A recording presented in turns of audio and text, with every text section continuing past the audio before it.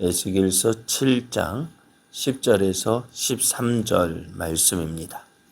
볼지어다 그날이로다. 볼지어다 임박하도다. 정한 재앙이 이르렀으니 몽둥이가 꽃이 피며 교만이 싹이 났도다. 포악이 일어나서 제약의 몽둥이가 되었은즉 그들도 그 무리도 그 재물도 하나도 남지 아니하며 그 중에 아름다운 것도 없어지리로다.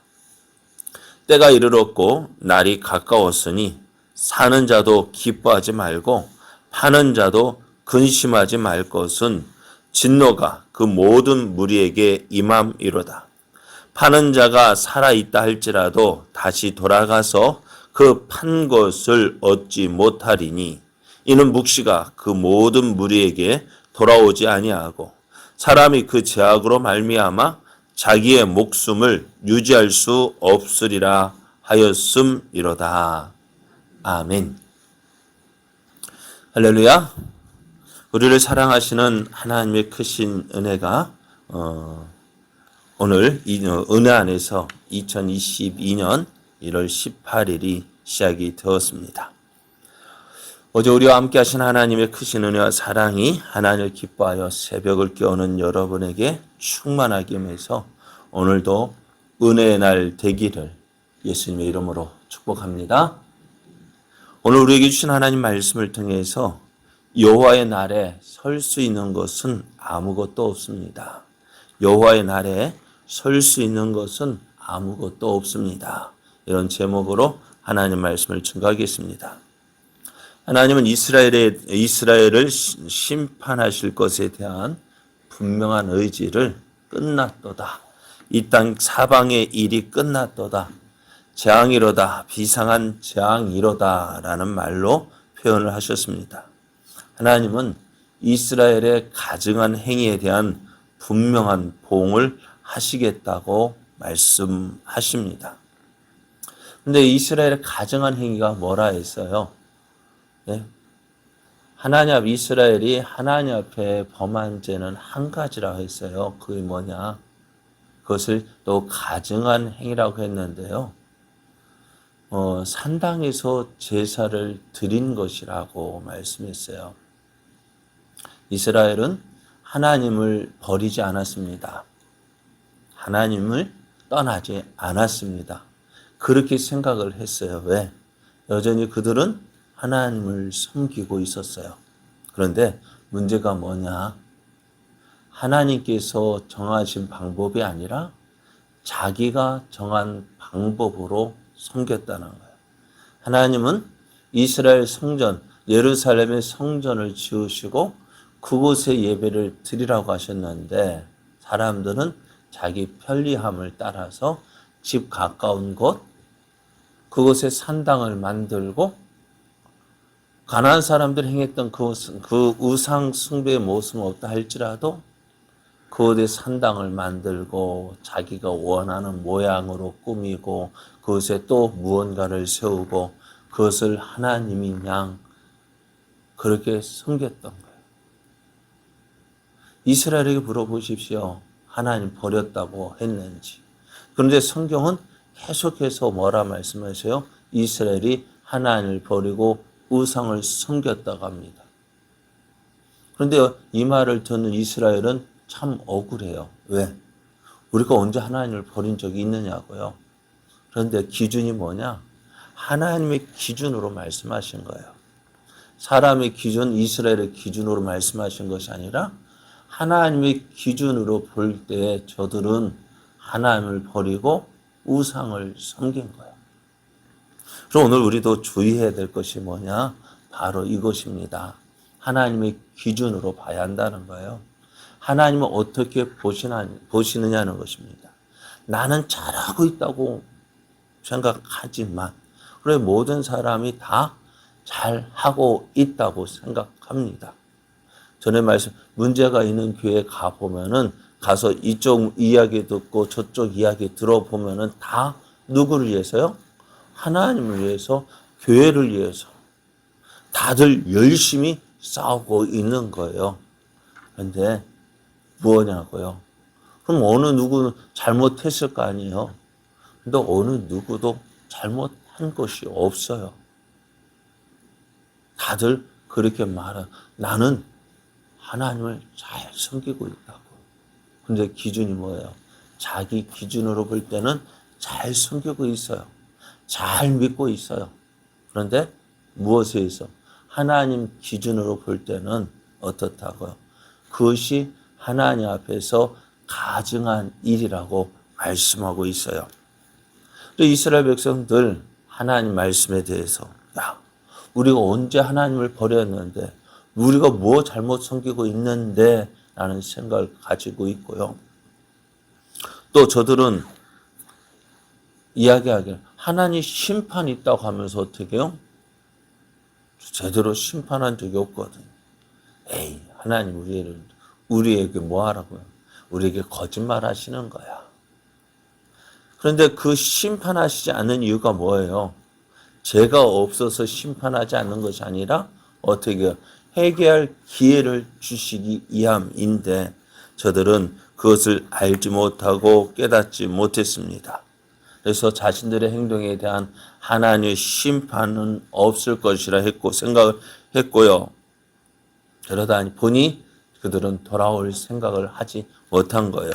그러나 하나님은 저들의 행위에 대한 분명한 보응을 하시겠다고 말씀하셔요. 그래서 하나님의 심판에 대해서 오늘 선지자를 통해서 두 가지로 말씀을 하시는데요. 10절 말씀을 보면은 볼지어다 그날이로다. 볼지어다 임박하도다.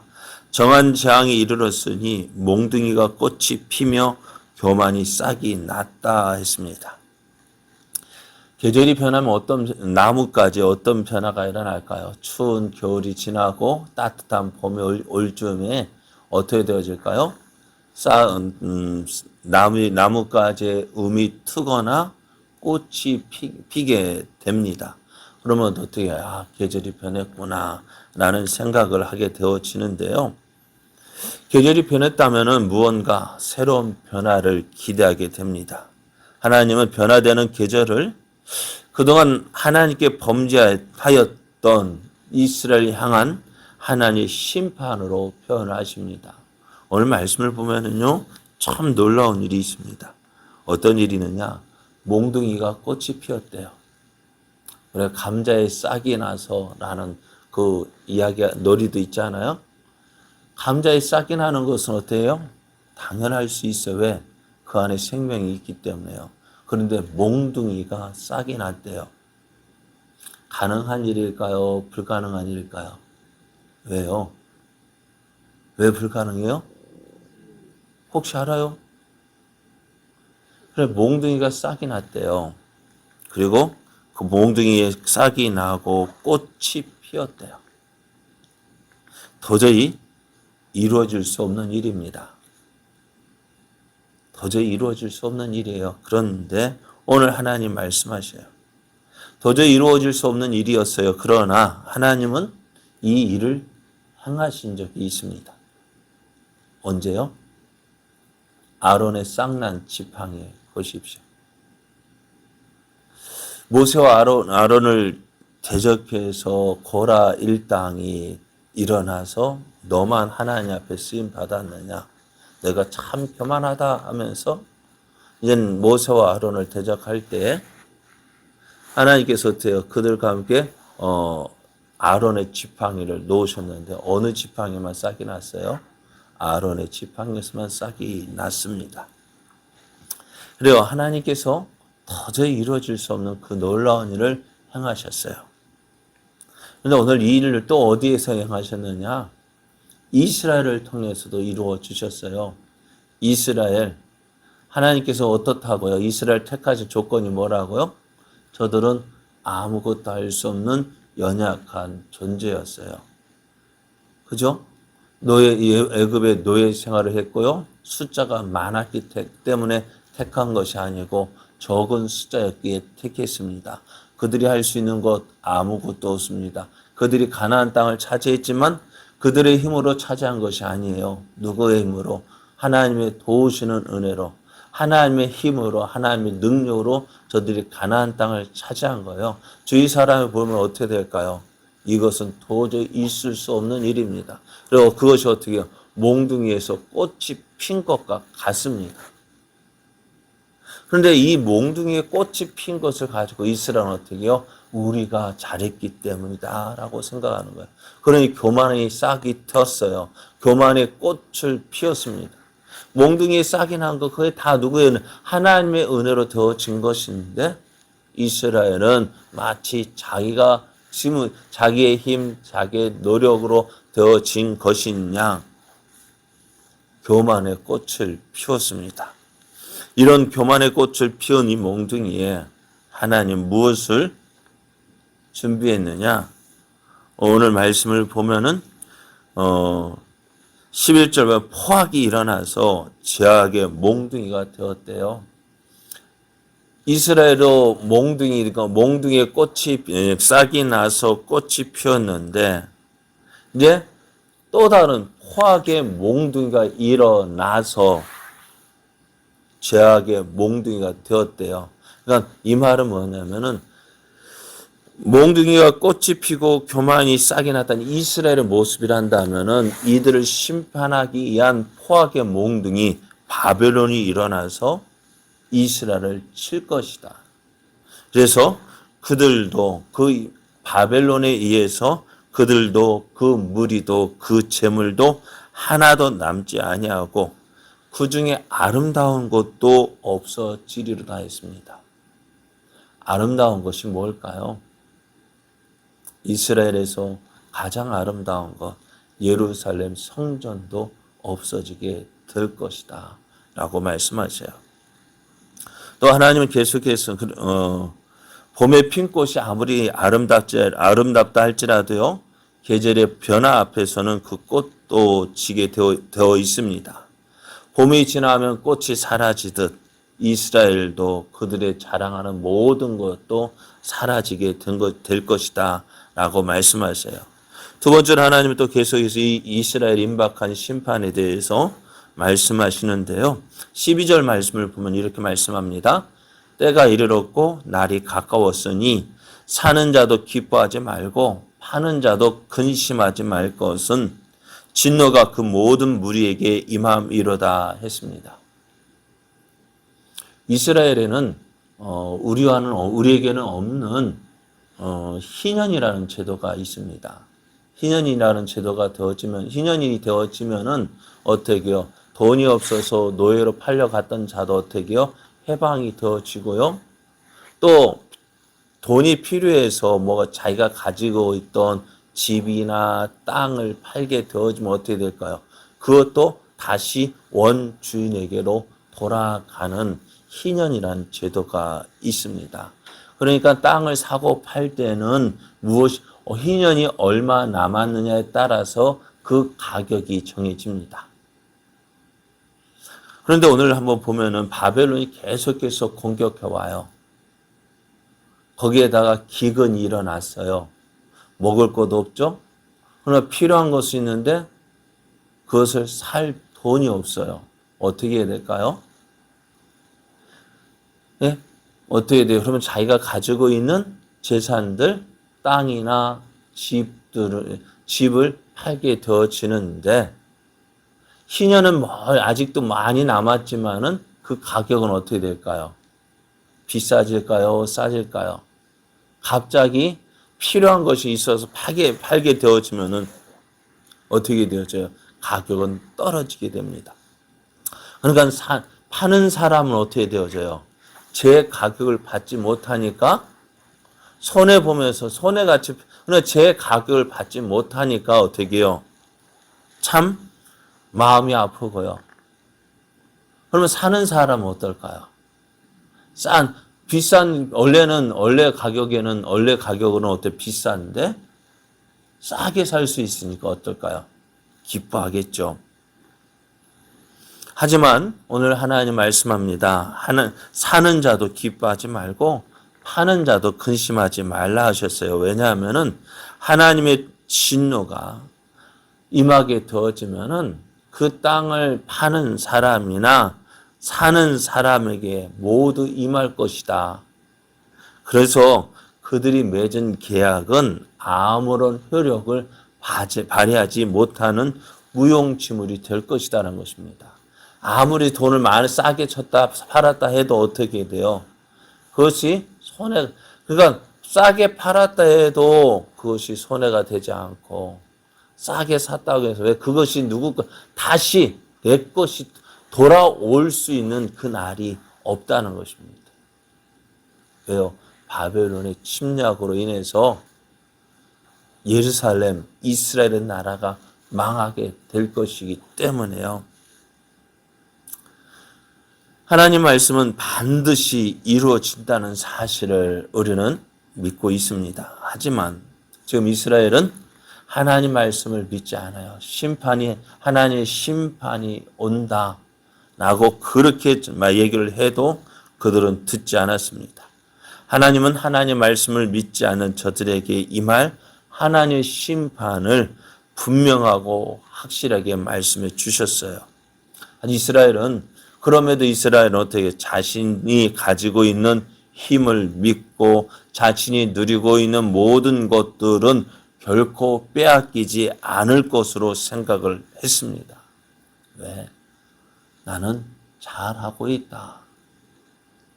하지만 우리가 가지고 있는 모든 것 다 내 것인 것 같아요. 그죠? 다 내 것인 것 같아요. 하지만 내 것이라고 말할 수 있는 것이 과연 뭐가 있을까요? 예? 내가 가지고 있는 재물이요? 내 것일까요? 아니요. 하루아침에 다 없어질 수 있어요. 하루아침에 다 빠져나갈 수 있어요. 왜요? 우리 몸에 갑자기 몸에 이상이 오면 어떻게 돼요? 그거 고치기 위해서 써야 되죠.